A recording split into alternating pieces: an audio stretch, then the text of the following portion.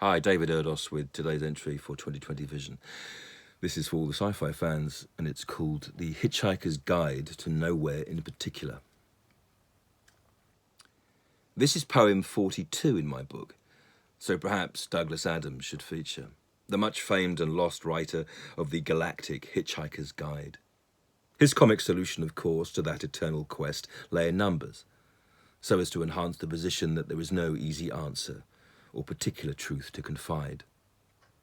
There is just the journey from place, navigated by pieces, each one splintered, shattered, as every separate digit collects what it can no longer save, as we struggle to solve the equation that moves beyond 6 times 7 as the spores we're still faced with continue to multiply and infect.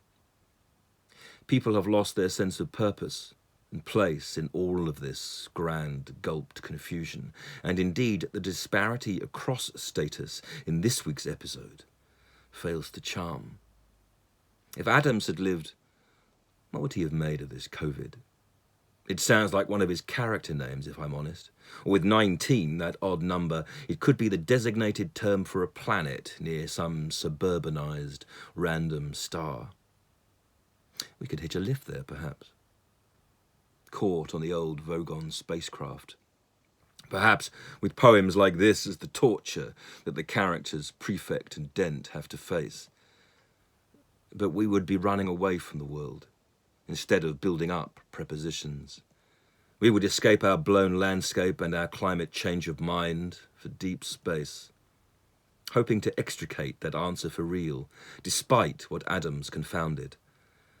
How and why did this happen, and what in Zaphod's name can be saved?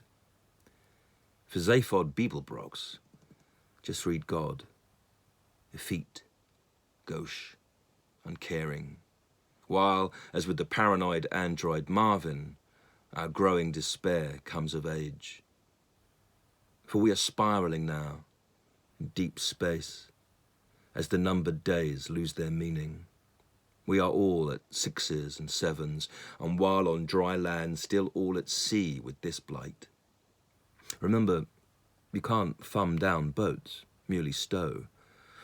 And perhaps someone soon will learn how to commandeer spacecraft, but they will be in a quite different story, and possibly not even one we will write.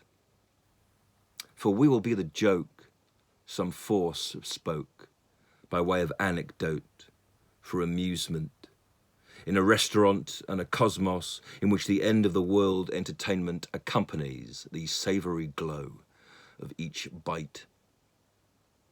We will become a rumour or trail that a comet reports as it travels. We will be that lost story that the deadline shy Adams nailed. Or another proposition that failed, instead of preposition to structure, as the comic cut that awaits us may not cap COVID's tale. So we must learn to laugh once again in our homes as we reach the end of one sentence. We must accept the fact that destruction, as imagined before, was brain food. Now we must starve the forced gut and properly cleanse out the system. Now we must nurture the dying present in pieces, joining the dots and the numbers in order to preserve future moods. These may be light-hearted, or not, as a comic sense always saves us. But within that sense, more is moving and present in us than we know. We cannot just sit and read. We must write, in either thought or on paper. Our deadline is delivered, and so, thanks to Adams, and despite him too, each word glows. They just don't see it, that's all. But perhaps they don't need to see it. The wider world is obstructed, but if we glisten, each small one clears. This I know. That's when we will see where to go. Naturally, how to get there. The answer is written, and it is in numbers, not language. It will be through the black hole board's mathematics that the true equation for God will be shown. David Erdos, April the 22nd, 2020. Be well.